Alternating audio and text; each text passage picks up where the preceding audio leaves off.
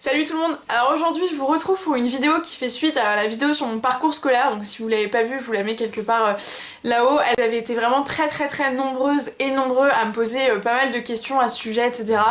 Donc je vous invite à aller voir la vidéo. Si vous avez des questions vraiment relatives à la scolarité de manière globale et au choix d'orientation, n'hésitez vraiment pas à venir me poser les questions sur Snapchat et Instagram. C'est vrai que j'y réponds beaucoup plus facilement qu'ici sur YouTube ou ailleurs. Je suis vraiment très présente sur ces réseaux, donc n'hésitez pas. C'est une vidéo où je vais vous expliquer un petit peu comment moi je me suis organisée tout au long de ma scolarité et au quotidien pour, entre guillemets, pour réussir, enfin pour mettre toutes les chances de mon côté en tout cas pour réussir. On va plutôt dire les choses comme ça. Donc ça va parler d'organisation de manière générale pour les cours, pour les examens, ce genre de trucs. En gros, comment au quotidien on peut optimiser nos chances de réussite. Donc ce que je vais aborder là dans cette vidéo n'est pas forcément vérité absolue, c'est pas forcément vrai pour tout le monde, ça va pas fonctionner pour tout le monde. C'est vrai qu'il faut que chacun arrive à trouver un équilibre et à trouver les méthodes de travail qui leur correspondent le mieux, parce qu'on est tous différents, on a tous des aptitudes différentes, on a tous des envies différentes et des manières de fonctionner différentes, donc il faut vraiment que vous trouviez quelque chose qui s'adapte à vous. Moi je vais vous présenter du coup ce qui s'est adapté à moi, à mon profil, à ce que j'étais capable de faire ou pas, et à ce que j'avais envie de faire surtout ou pas.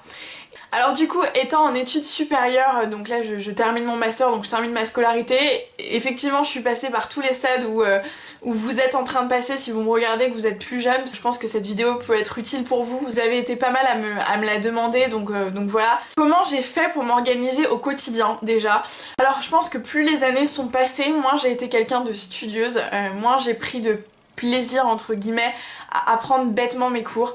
Pour vous expliquer un petit peu, c'est vrai qu'au collège j'étais voilà, je faisais mes devoirs, on avait énormément de devoirs, si je me rappelle bien. Au collège lycée c'est un truc de malade, le travail à la maison tous les soirs, on repartait avec un agenda rempli machin, donc forcément t'étais obligé de travailler beaucoup de chez toi, donc bah je le faisais et puis c'est tout. Et c'est vrai que plus les années ont passé, plus le travail demandé était différent. Je dirais pas qu'il était qu'on avait moins de travail, mais c'était différent. On avait moins de sujets, mais des sujets qu'on devait plus approfondir. On avait plus de dossiers à préparer, d'oral à préparer, de mémoire, de trucs comme ça qui demandaient beaucoup plus de recherche, beaucoup plus d'investissement. Donc en fait, même si au collège on travaillait beaucoup, tout le temps, après, plus les années ont passé, plus on a travaillé sur le long terme et de manière hyper approfondie, donc au final ça se rejoint un petit peu. Moi j'ai préféré les dernières années là, je vous avoue qu'au collège ça m'a gonflé de travailler sur 1 milliard de matières qui m'intéressaient pas forcément, c'était hyper chiant mais fallait le faire. Donc ce que je me disais, c'est que j'essayais d'en faire le maximum à l'école. Si vous n'avez pas envie de travailler chez vous, essayez de travailler, d'optimiser votre temps à l'école. Pour les devoirs c'est difficile, mais par exemple quand vous avez des contrôles ou ce genre de choses, moi ce que je me disais c'est que si j'écoutais en cours, bah j'aurais moins à travailler chez moi. Surtout sur les matières où je savais déjà que j'avais des difficultés. Tu vois, t'as forcément, en général, t'as des matières où t'as des facilités, puis t'as celles où c'est un peu plus compliqué. Donc celles où j'avais des facilités, c'est vrai que je me permettais d'être moins là à écouter tout le temps, à faire ma super élève, etc. Par contre, les matières où c'était plus compliqué pour moi, en cours, je me disais, Karine, faut que tu suives, faut que tu t'accroches, parce que sinon, chez toi, toute seule, tu vas jamais y arriver. Si t'as pas les bases du prof en face de toi qui t'explique les trucs, si t'assimiles pas un minimum, en face de toi, devant ton cahier, tu vas pas pouvoir faire plus. Donc c'est vrai que si j'écoutais pas ce genre de matière où j'avais du mal, comme par exemple au lycée, en terminale, plus les années ont passé, plus j'avais du mal en maths. Donc si j'écoutais pas en cours, c'était fini pour moi, je pouvais pas.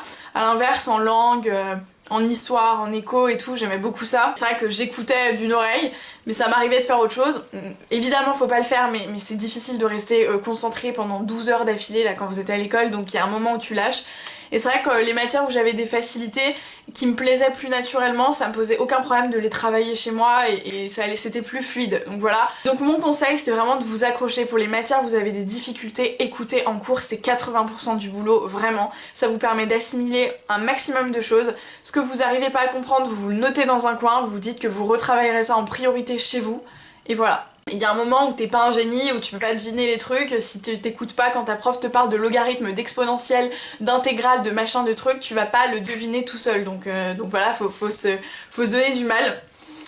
Donc à ce niveau-là, je dirais qu'il faut avoir un travail assidu au quotidien, et forcément c'est assez difficile.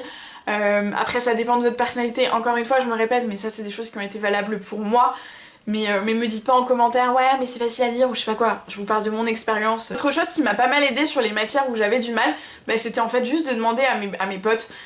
Faut bien que ça serve à quelque chose, tu vois. Ok, t'es là pour déconner, tu rigoles avec eux, tu passes des bonnes récrés ou des bons intercours, je sais pas comment vous appelez ça, mais au collège, au lycée, voilà.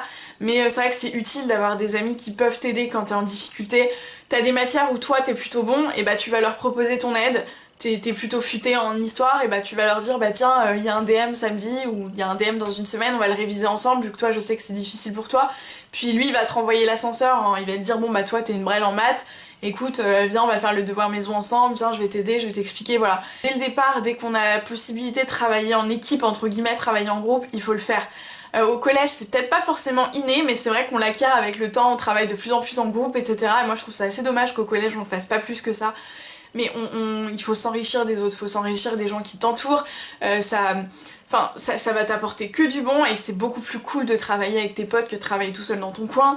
Mais de manière globale c'est vrai, hein, que ce soit pour le travail au quotidien, quand t'as tes examens et tout, quand t'as un gros examen, quand t'as ton bac à passer, c'est toujours plus sympa d'aller à la bibliothèque avec toute ta bande de potes et de passer un bon moment, mais quand même de bosser un petit peu plutôt que d'être chez toi tout seul, enfin voilà. Donc ça c'était mes 2 conseils pour le travail au quotidien. Et après quand vous avez des gros moments d'examen, moi ce que je faisais, que c'était je pense à partir du lycée que je l'ai fait, les fiches. Les fiches, j'étais Madame Fiche, vraiment. Et puis ça a changé, ça a évolué en grandissant, donc je vais vous parler de mes différentes techniques pour réviser. Donc ça c'était plutôt au niveau du bac, je faisais beaucoup de fiches, bon là je les ai plus, mais c'était des fiches sous forme, bon là, je vous ai trouvé un vieux papier pourri, mais vous savez c'est sur cette forme là, des petites fiches cartonnées hyper épaisses, où en gros j'utilisais beaucoup de jeux de couleurs, parce que ça aussi ça m'aidait vachement. Je reprenais mes cours, puis je me faisais des fiches classiques, donc je notais les grandes idées, les points que j'avais pas forcément d'aisance à retenir naturellement, je les notais, des jeux de couleurs en rouge, je me mettais ce que je savais pas, est-ce qu'il fallait absolument que je sache, en vert je me mettais les théories. Après vous fonctionnez encore une fois, c'est des idées que je vous donne, mais il faut l'adapter à vos matières, faut l'adapter à comment vous avez envie de retenir les choses et tout, mais je sais que moi, écrire, ça me permettait de retenir déjà, et insérer des couleurs, ça me permettait de rendre le truc un peu plus ludique et plus visuel. C'est-à-dire que quand j'avais ma fiche en face de moi, j'avais juste à jeter un œil et je savais ce qu'il fallait que je retienne en majorité et en priorité surtout. Du coup, c'était beaucoup plus simple pour moi et j'ai vraiment fonctionné comme ça pendant un bon moment. Franchement, pendant mes 3 années au lycée, c'était des fiches. J'en faisais par centaines, enfin pour toutes les matières, c'était des fiches. Déjà parce que ça me permettait de revoir tous mes cours et que ça me forçait à réécrire. Donc le fait de réécrire une 2e fois ce que j'avais déjà vu, ça me permettait de mieux mémoriser. Et puis en plus après, ça me permettait de les lire quand j'étais dans le métro ou quand je prenais le bus ou peu importe où j'étais. Dès que j'avais un petit moment, et bah je les relisais et puis bah ça m'aidait à réviser forcément. Ça c'est quand vous avez des examens, je vous conseille forcément de passer par les fiches, ou alors maintenant il y a les ordinateurs qui existent, c'est aussi pas mal. Ça c'est avec les dernières années, notamment post-bac, c'est quelque chose que je faisais plus de fiches et à l'écrit je faisais des fiches sur l'ordi, donc je reprenais mes cours.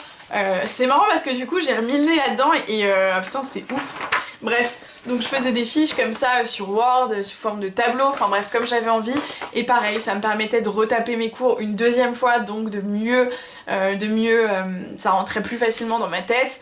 Et puis pareil, je faisais la mise en forme que j'avais envie de faire pour que je puisse rendre le truc plus visuel. Ensuite je les relisais, je mettais du stabilo sur les idées qu'il fallait que je retienne. Enfin voilà.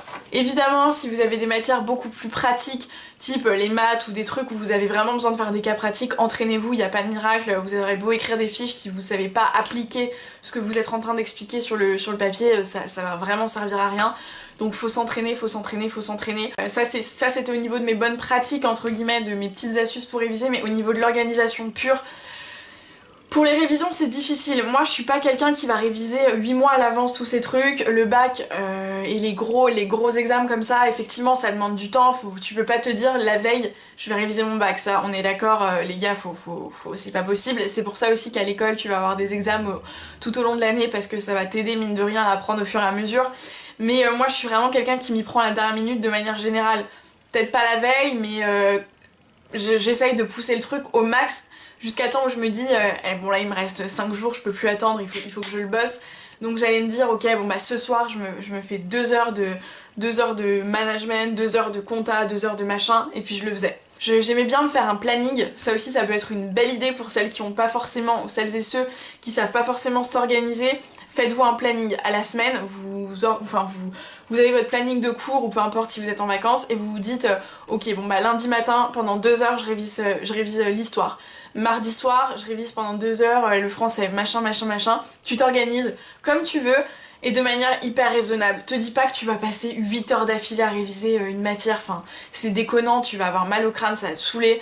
Essaye de t'organiser au mieux, trouve un juste milieu, tu vois. Essaye de bosser un minimum suffisamment entre guillemets pour que ça puisse être productif. Encore une fois, c'est difficile de trop vous donner de conseils parce qu'on est tellement tous différents. Moi ça dépendait de mes humeurs. Parfois j'aimais bosser chez moi, parfois j'aimais bosser à la bibliothèque, donc ça dépendait. Quand je bossais chez moi, c'est parce que j'avais juste envie d'être dans mon petit confort, j'avais pas envie de me préparer, genre je me levais, je restais en pige avec de la bouffe machin, allongée sur mon lit, je faisais mes fiches comme ça m'arrivait, ça m'allait très bien aussi. Aussi des fois où j'aimais aller à la bibliothèque, où je me disais Karine aujourd'hui tu y vas, tu passes 5 heures, tu passes tout ton après-midi à la bibliothèque, tu vas faire ça, et au moins j'y allais et j'étais sûre que je bossais. Alors que chez moi, j'avais plus tendance à me dire bon vas-y flemme, je vais faire une petite pause, je vais regarder une série, machin. À la bibliothèque au moins j'y allais, je savais que je travaillais, en plus j'allais souvent avec des potes donc ça aidait. Moi j'avais aussi deux phases. En fait moi je suis un petit peu bipolaire. J'ai la phase où j'ai envie d'être chez moi tranquille et à ce moment-là genre mes écouteurs à fond. Il y en a que ça dérange vraiment de bosser en musique, mais moi quand je suis chez moi je ne peux pas bosser sans musique. Me demandez pas comment humainement c'est faisable d'avoir ta musique à fond dans tes écouteurs et puis pour autant de lire et d'écrire. Enfin genre on est des femmes donc nous on sait faire plusieurs choses en même temps, n'est-ce pas? Mais c'est vrai que quand j'y pense je me dis que c'est compliqué. Ton cerveau était sur 3 trucs différents. Mais moi ça m'aidait vachement à travailler. Je ne pouvais pas travailler de chez moi sans musique à fond dans les oreilles. Ça me permettait de rester focus sur mon truc, tu vois, j'avais ma musique et plus rien autour à part mes fiches et ma musique. Par contre à la bibliothèque, je mettais jamais de musique, je mettais mes boules caisses. C'était mes meilleurs amis. Pareil, j'avais l'impression d'être dans mon monde, personne autour, et ça me permettait de rester encore une fois hyper focus sur ce que je faisais. Donc ça dépendait de mes humeurs, comme quoi vous voyez les deux sont réalisables, les deux sont possibles. Vous pouvez aussi bien bosser en musique que bosser dans le plus gros des silences. On s'adapte en fonction de tes envies, de ton caractère, et puis tant que tu trouves ton équilibre et le truc qui te va, tu vas y arriver. Un dernier truc aussi qui peut peut-être vous servir, moi ça c'est plutôt en études sup, plus les années ont passé, moins j'étais à réviser comme une malade parce que c'était plutôt des choses qui me plaisaient puisque c'était des choses que j'avais choisies. Donc quand j'avais des examens, j'avais bien suivi en cours, j'avais bien bossé sur plein de dossiers avec mes camarades de classe et tout, parce qu'on fait souvent beaucoup de boulot en groupe, beaucoup d'oraux, beaucoup de présentations et tout, donc c'est moins de la théorie, c'est moins des trucs où tu vas avoir des questions de cours, machin. Donc du coup ça se prête moins aux fiches et à prendre ton cours par cœur, mais du coup plus les années ont passé, plus j'aimais m'enregistrer. En fait quand j'avais des examens, encore là il y a quelques mois, quand j'avais des examens sur des matières où j'étais pas hyper sereine parce que je les avais moins pratiquées que d'autres, bah tout simplement j'allais m'enregistrer en train de lire mon cours ou en train de raconter des trucs qui avaient un rapport avec mon cours, et puis le soir dans mon lit je les écoutais, ou pour aller au bureau j'allais dire, pour aller à l'école dans le bus ou quoi, je mettais mes écouteurs, j'écoutais. Et puis ça me permettait aussi de mémoriser. Donc ça peut être une bonne alternative si vous n'avez pas envie d'écrire, si vous n'êtes pas quelqu'un de visuel et que le fait de relire ça va pas vous permettre de mémoriser, et bah enregistrez vos cours. Vous avez un dictaphone sur votre téléphone, ça vous coûte que dalle à part votre téléphone, et puis vous avez juste à parler, donc le fait de parler ça vous fait aussi mémoriser, et puis après t'as qu'à écouter autant que tu veux et comme tu peux, et puis ça va rentrer. Donc je sais vraiment pas si cette vidéo aura été utile ou pas, j'espère que c'est le cas, j'espère que je vais pouvoir en aider quelques-uns ou quelques-unes à trouver des petites astuces et des petits trucs pour optimiser vos méthodes de travail, pour y arriver. Dans tous les cas, la détermination paye toujours. Je vous invite à aller voir la vidéo sur mon parcours scolaire et la vidéo sur comment rester motivé aussi, que je vous mettrai aussi quelque part, parce que tout est complémentaire. Pour moi tout est un état d'esprit, t'as beau bosser autant que tu veux, il faut juste le vouloir dans ta tête et tu vas y arriver, c'est sûr et certain. Il faut se donner du mal. On est tous bons quelque part et à chier ailleurs, on l'est tous, sans aucune exception. Il faut juste le comprendre, savoir où sont tes difficultés et où sont tes points forts, et puis trouver un équilibre autour de ça pour y arriver, et c'est tout. Et une fois que tu as conscience de ça et que tu sais comment toi tu peux y arriver, t'as juste à le faire et puis c'est bon. Bon courage à celles et ceux qui ont regardé cette vidéo parce qu'ils sont en train de bosser des examens ou parce qu'ils vont être en train de bosser des examens. J'espère que cette vidéo vous aura aidé. Si c'est le cas, n'hésitez pas à le mettre en commentaire. Dites-moi aussi et partagez aux autres qui vont lire les commentaires vos techniques de travail, vos petites astuces, vos petites méthodes. Pour en aider plusieurs, j'en suis certaine. Mettez un like si cette vidéo vous a plu, abonnez-vous à la chaîne si ça n'est pas déjà fait, retrouvez-moi sur mes réseaux sociaux. Et moi je vous retrouve dans une prochaine vidéo. Ciao!